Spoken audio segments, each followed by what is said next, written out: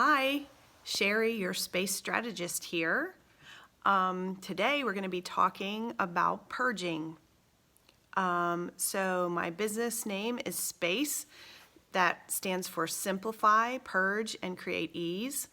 I already made a video about simplifying, which you can also find here on YouTube. And now I'm creating the next video, which is about purging. So I have been helping people for a couple years in their physical space organize and purge, but I also have my own experience with purging after moving to a probably 4,000 square foot house and then getting divorced and having to purge and move to an 1,500 square foot maybe apartment with my two kids. So got rid of a lot of stuff excuse me, during that time, and have continued to purge, not just stuff in my life, but ideas that I don't believe anymore, people who were negative, all kinds of areas of my life I've been purging and letting things go. I really like letting it go better, even though Purge is part of my business name. As I continue to learn and expand and grow, I really like the idea of just letting things go rather than purging. It sounds like there's effort involved in that, and there doesn't necessarily have to be. So I purged a lot, and then I collected and I purged and I collected and purged, and I'm getting better at really understanding what is most important and useful to me, and helping others do that as well. So you may be in the stage of life where you're actually accumulating things, and that's okay. When you have kids, there's a lot of stuff that goes along with having kids, and at different stages of their growth.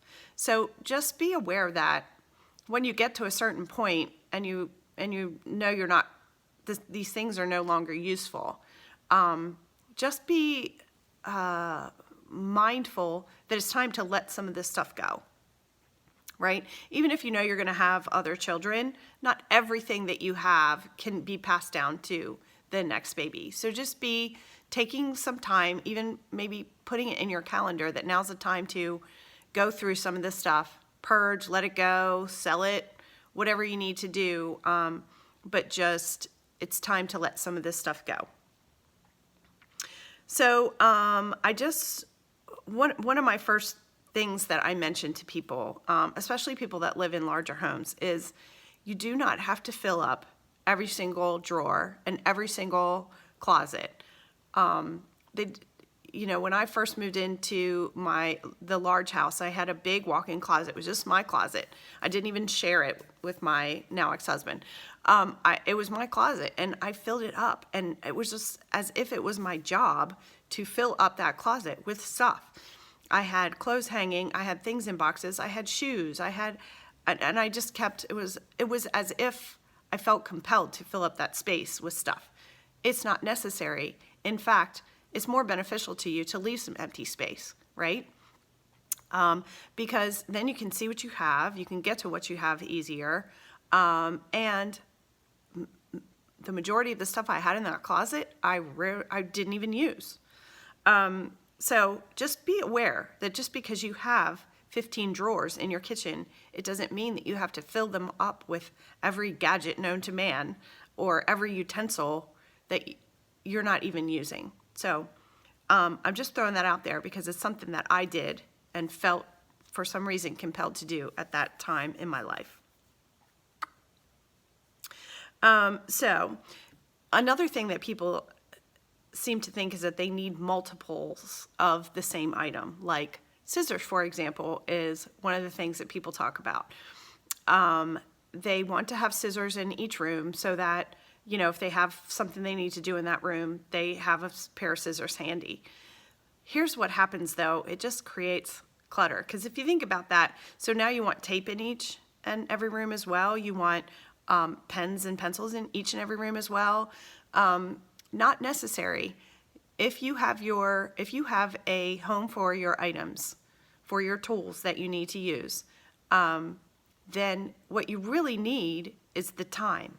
You need to make sure that you've carved out enough time to do the whatever it is that you are wanting to do in the moment, those activities. You need to give yourself, maybe you only gave yourself 10 minutes and you really need 30 minutes to do that, because part of that time is collecting all the tools that you need to do that particular job. So the scissors and the tape and the stamps and the envelopes are all kept in one area, and you either go to that area and do that task, or you grab the things from that area and you go wherever you're going to go, do that task. When you're done, make sure there's time, you've given yourself enough time to put everything away. So the whole task requires collecting the tools, doing the tasks, putting the stuff back away. Okay? So I know sometimes when there's kids involved that they don't put things back where they were supposed to put them back. So maybe your kids can have their own things and you can have, your own things. Then you just need two. You need 2 pairs of scissors and 2 tape and 2 glues, whatever it is. But all of their things stay in one area and all of your things stay in another area. So if they don't put their things back, then they have to figure out where they are. You still know that your things are where you have given them homes and that's where they will be found because you took the time to put them back where they belonged. Here's another thing. If you have items that you're saying, I might use this someday, you really need to dig a little deeper than that. Okay, I might use this someday. Well, maybe you might not use that someday, and there it is, taking up space in your house. Okay, so here's some good questions to ask yourself. Under what circumstances am I going to use this again? And really, really nail it down. Like, write it down. If someone shows up from out of town that I wasn't expecting, I might need to use this air mattress for them. And how often does that actually happen? That somebody just shows up randomly from out of town. Maybe it does happen in your life. I don't know. And if that thing happened, could I borrow this thing? Could I rent this thing? Or could I buy this thing at that time? Almost any item that you could think of, you could get your hands on somehow, if that circumstance were to occur. So just be thinking about that. And then another question to ask yourself is, am I creative enough to figure out how to handle this if this particular circumstance were to happen? And of course the answer is yes. Whether you know it is yes or you don't, I'm telling you it's yes, because chances are you have figured out how to rent or buy a house. Maybe you're married or you've been in a relationship. You probably have a job or have had a job at some point in time. There are many, many things that you've figured out how to do over the years. And this one item that you're holding on to because you might use it someday, I am certain that you can figure out a way either around it or to get it in order to use it in the circumstance that you're thinking about. I love this quote: your home is a living space, not a storage space. So the items that you're holding on to, you really need to ask yourself some questions, some great questions about why are you holding on to these things. If you have an area of your house, like a basement or an attic or even a garage, that's just like stuffed full of stuff, you're not even sure what's in there, you haven't looked at it in years, maybe you know what's in there and you're just holding on to it because maybe you might use it someday. Really, really, you don't want to be holding on to those things. And now is the time to really be letting go of all that stuff and opening up space in your life for something new, because something new is coming.